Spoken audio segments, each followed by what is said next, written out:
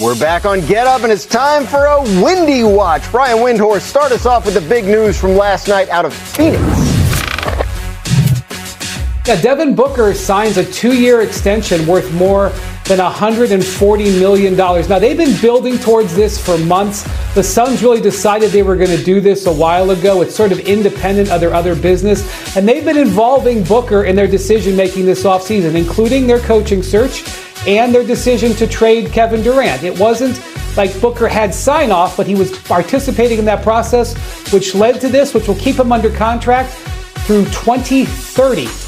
All right, well, what about Nikola Jokic and the Denver Nuggets? What's going on with them? No deal there, Graz. So the Nuggets offered Jokic a 2-year contract extension. Now, he's got 3 years left on his deal, 2 of which are guaranteed. He can opt out of the third. He passed on this deal. Now, this wasn't a stunner because if he waits until next summer, he can add an additional year and a total of $77 million to the guarantee. So even the Nuggets owner, Josh Kroenke, said he expected Jokic to turn it down. That said, never great when your franchise player says no to an extension. Not great. Tim McMahon, what did you make of this development in Denver? Yeah, howdy, Dan. I looked at this and said, you know what? I think that Nikola Jokic is good at math and that he likes money. As Wendy said, there's $77 million that he can add on to the deal, that extra year. Now, again, though, it's not preferable not to have your franchise player locked up long term. And there certainly are other teams that are going to be lined up, positioning themselves for the slim chance, the heave that Joker likes to take always from the backcourt, that Joker might be available in that summer of 27. One of those teams, obviously, is the Los Angeles Lakers, who employs his buddy Luka Doncic, will have cap space in 27, and managed to get Wilt and Kareem and Shaq. So, why wouldn't they think they can get Nikola Jokic while he's still the best big man in the league? Boy, that's fun. We'll keep an eye on that, obviously, over the next, couple of years. But in the meantime, Windy, Get Up, show rules do dictate that I ask you about LeBron James and the Lakers. What's going on there? There is no update, Dan. Okay. LeBron is continuing to watch, but he is still under contract for $53 million, which makes, no matter what anything is said, both verbally or non-verbally, his likelihood of remaining a Laker. I can't emphasize what I'm about to say enough. Regardless of who they sign at center, regardless of what LeBron does with his option, regardless of any backup signings they make, the number one most important thing for the Lakers this offseason is getting Luka Doncic into a contract extension, which they can do after August 2nd. And I'm going to sound this warning now. He's probably not going to sign August 2nd. He's going to be playing with the Slovenian national team until mid-September, and he may not entertain that even issue until he comes back to the U.S. at that time. So it could be a long wait, but make no mistake, this offseason is not about LeBron for the Lakers. It is about Luka. Tim, what do you make of what's going on in L.A.?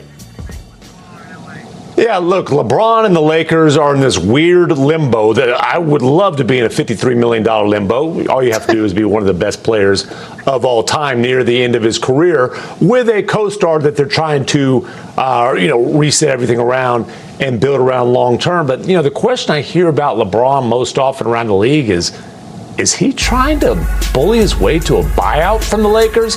And that's always quickly followed by, there's no way the Lakers could ever let that happen, right? But my guess is that he won't exactly be thrilled, but he will be there for training camp, and he will be in a Lakers uniform this season.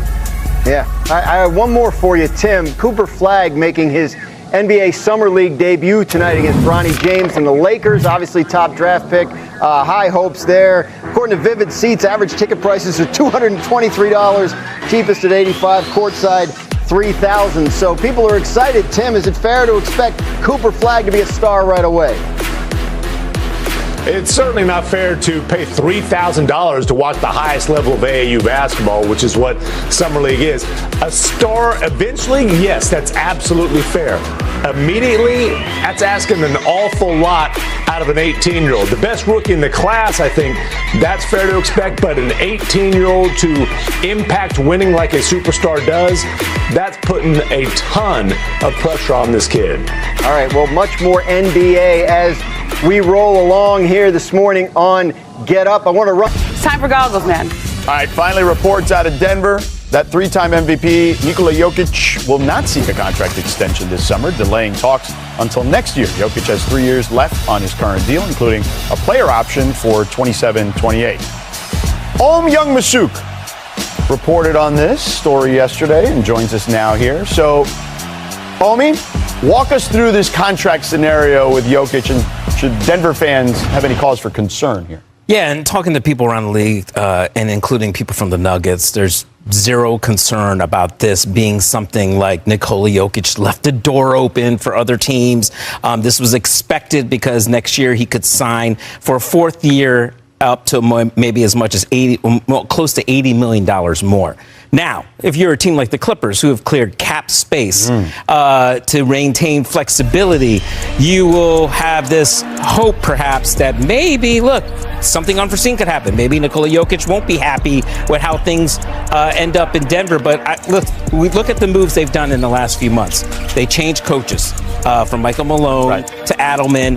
Adelman gave Jokic more of a voice in those huddles. You saw him being active there. They changed GMs. They went and swapped Michael Porter Jr. for Cam Johnson. They went and got Tim Hardaway Jr. They brought back Bruce Brown, a guy they loved in the locker room, helped them win the title. All of these moves, and Valanciunas, who they still is trending in the right direction. They believe, they're holding him to play next season to be his backup. These are all moves they're doing to make Jokic happy. And by all indications, the Denver Nuggets are not concerned about this at all, that they expected him to wait until next summer. All right, so Jokic could be a free agent as early as 2027. And Ramona, Ohm mentioned the Clippers, but there are a number of teams that are trying to look at space for 2027. How do you see this kind of all shaking out with some of these teams? I mean, I see the Clippers, and they've got spot for 2 max players in a couple of years. The Lakers are hoarding cap space.